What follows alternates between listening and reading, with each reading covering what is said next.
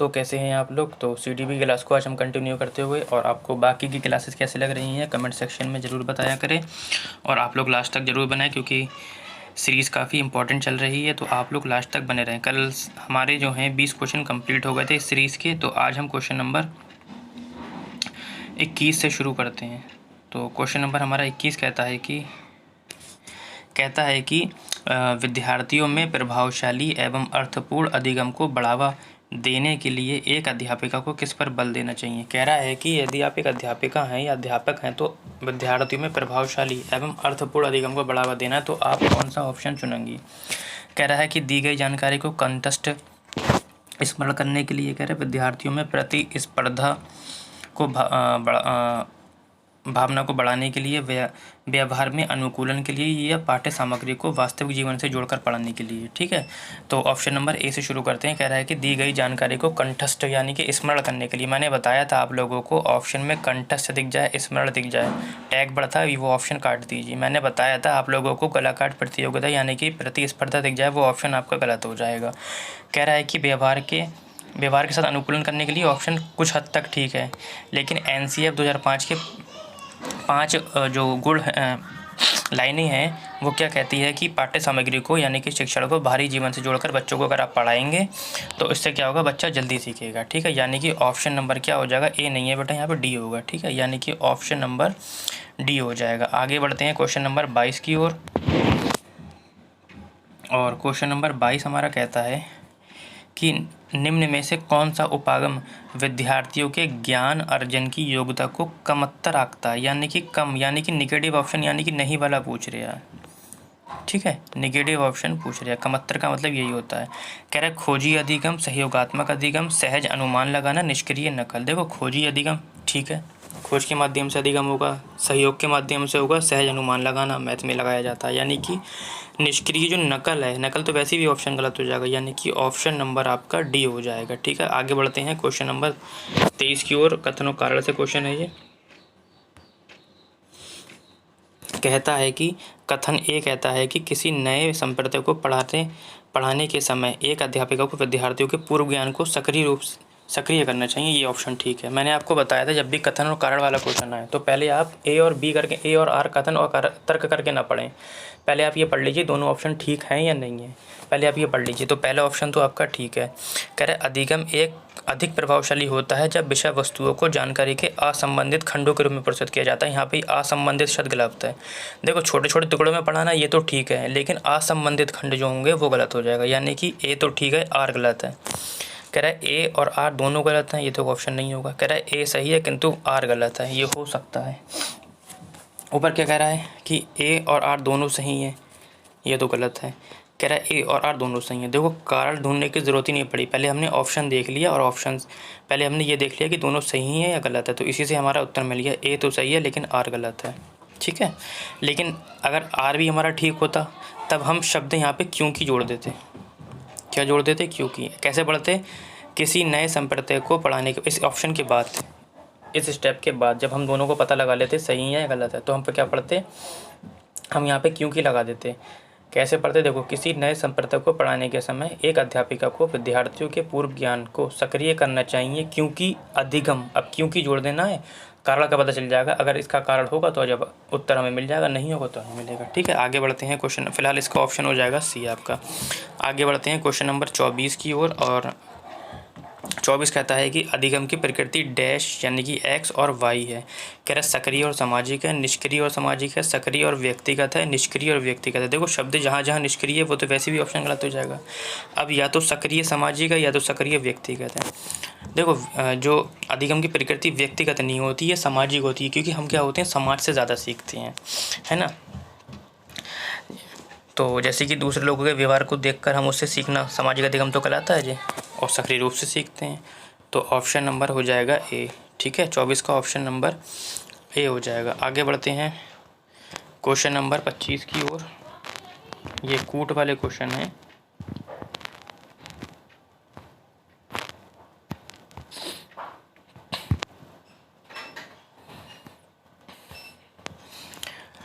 पच्चीस क्वेश्चन कहता है कि निम्न में से कौन सी युक्तियाँ समस्या समाधान के लिए प्रभावशाली हैं। कह रहा है स्मृति सहायक विधि, अन्वेषण, प्रक्रियात्मक स्थिरता या कलन विधि। मैंने आपको बताया था मैथ के प्रैक्टिस में कि यदि आपको प्राथमिक स्तर फर्स्ट पेपर आप देने जा रहे हैं प्राथमिक स्तर का, तो अगर आपको ऑप्शन में किसी भी ऑप्शन में, चाहे वो हिंदी हो, गणित हो या आपका ईवीएस हो, अगर आपको कलन विधि दिख जाए, कौन सी विधि? कलन विधि, तो आप लोग बेझिझक उस ऑप्शन को काट दीजिए। कलन विधि बेटा छोटे बच्चों के लिए नहीं होती, यानी कि ऑप्शन नंबर डी आपका कट गया, तो देख लो ऑप्शन नंबर डी किस किस में है। देखो ऑप्शन नंबर डी इसमें भी है, इसमें भी है, इसमें भी है। आप लोगों को आंसर ढूंढने की ज़रूरत ही नहीं है, आंसर आप लोगों को मिल गया। यानी कि स्मृति सहायक विधि ठीक है, अन्वेषण खोजना ठीक है, प्रक्रियात्मक स्थिरता ये भी ठीक है। यानी कि ऑप्शन नंबर आपका हो जाएगा 1, ए, बी और सी। आगे बढ़ते हैं क्वेश्चन नंबर 26 की ओर। कथन और कारण से क्वेश्चन है, ये मैं ज़्यादा इसलिए रख रहा हूँ क्योंकि अब ये क्वेश्चन जो है ज़्यादा आने लगे हैं।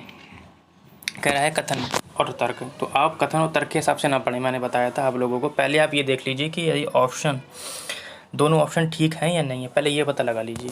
कह रहा है कि एक अध्यापक को विद्यार्थियों को अपने विचार साझा करने के लिए प्रेरित करना चाहिए, चाहे वे विचार भ्रांतियां ही क्यों ना हो। बिल्कुल ये ऑप्शन ठीक है, भ्रांतियां बच्चों का क्या होता है, अधिगम का हिस्सा होती हैं। दूसरा ऑप्शन, दूसरा देख लो, क्या ये ठीक है या गलत है? भ्रांतियाँ विद्यार्थियों द्वारा घटित सहज सिद्धांत होती हैं जो अधिगम प्रक्रिया में महत्वपूर्ण होती हैं। ऑप्शन ये भी ठीक है, यानी कि ए और आर दोनों ठीक हैं। देखो ए और आर दोनों गलत हैं, ए सही है किंतु आर गलत है। ए और आर दोनों सही हैं, ए और आर दोनों सही हैं। ऑप्शन हमारे दो कट गए। अब हम यहाँ पे क्या लगाएंगे? क्योंकि लगा देंगे। मैंने बताया था आप लोगों को क्योंकि लगा दो। अब पढ़ो, कारण का पता चल जाएगा आप लोगों को।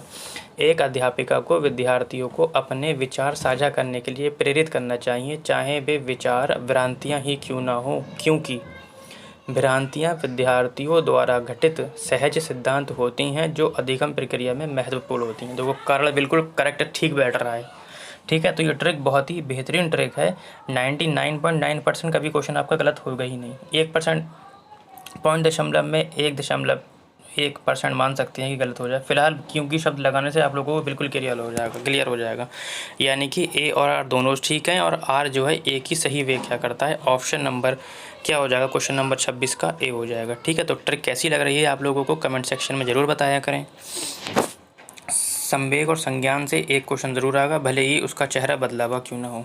ठीक है, कह रहा है कि संवेग और संज्ञान के संदर्भ में निम्न में से कौन सा कथन सही है। कह रहा है कि उच्च स्तरीय दुश्चिंता समस्या समाधान कौशल को बेहतर करती है। संतुलित उत्साह भागीदारी अधिगम को बढ़ाता है। निराशा अधिगमकर्ताओं को और अधिक प्रयास करने को अभिप्रेरित करती है। शर्मिंदगी अधिगमकर्ताओं को सामूहिक कार्यों में पहल करने के लिए अभिप्रेरित करती है। देखो कुछ ऑप्शन तो इसमें आंसर हमसे खुद कहता है कि मैं यहाँ पर हूँ, ये मैं आपको पहले भी बता चुका हूँ। अगर आप नीचे से पढ़ते हुए चलेंगे आपको खुद पता चलेगा कौन सा ऑप्शन काटना है आपको। कह रहा है कि शर्मिंदगी, जो शर्मिंदगी होती है वो अधिगमकर्ताओं को सामूहिक कार्यों में पहल करने के लिए अभिप्रेरित करेगी। शर्मिंदगी जो है को अभिप्रेरित कर सकती है क्या? ऐसा हो सकता है कि शर्मिंदगी जो है सीखने में अभिप्रेरित करे? ऐसा तो नहीं होगा। अब कह रहा है कि निराशा अधिगमकर्ताओं को और अधिक प्रयास करने के लिए प्रेरित करती है। क्या अगर मैं निराश हूँ और मैं पढ़ने के लिए प्रेरित होऊंगा क्या? ऐसा थोड़ी ना होगा भाई। कह रहा है कि उच्च स्तरीय दुश्चिंता समस्या समाधान कौशल को बेहतर करती है। उच्च स्तर का मतलब होता है दुश्चिंता, यानी कि चिंता तो है लेकिन बहुत बड़ी चिंता है, और उससे क्या होगा, कोई भी मेरा समस्या का समाधान हो जाएगा। भाई समस्या का समाधान थोड़ी ना हो जाएगा भाई, मैं बहुत ही चिंता में हूँ, बहुत ही बड़ी चिंता है, तो समस्या समाधान कैसे हो जाएगा? मेरा दिमाग ही काम नहीं करेगा। ये भी कट गया। बचा क्या आपका? संतुलित उत्साह भागीदारी और अधिगम को क्या होता है?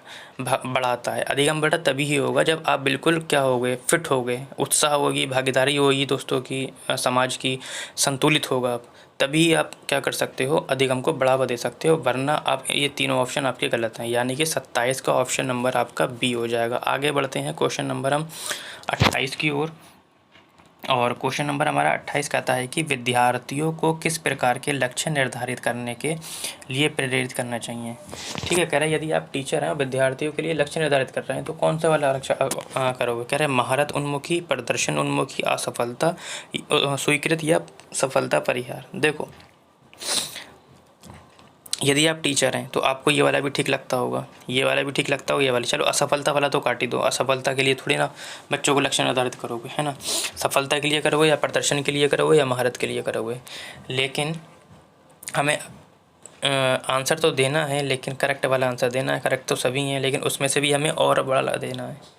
मैंने आपको बताया था कि कभी कभी सीटेट में चारों ऑप्शन भी ठीक होते हैं, तो उनमें से हमें ऐसा आंसर देखना है जो सबसे बेस्ट हो। देखो, सफलता के लिए ठीक है, उन्मुखी के लिए भी ठीक है, प्रदर्शन के लिए भी, लेकिन इससे बेहतर ये है कि आप बच्चों को लक्ष्य निर्धारित तो करें, लेकिन महारत के लिए करें।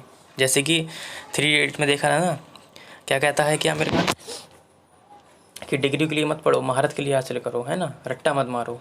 तो महारत जब होगी तो नौकरी खुद आपके पास आ जाएगी, यही तो बोलता है वो। तो प्रदर्शन के लिए थोड़ी ना कहता है वो, ना ही सफलता के लिए कहता है। भाई सफलता खुद अपने पैरों में आ जाएगी, आपको महारत आना चाहिए, है ना। यानी कि 28 का ऑप्शन नंबर हो जाएगा ए।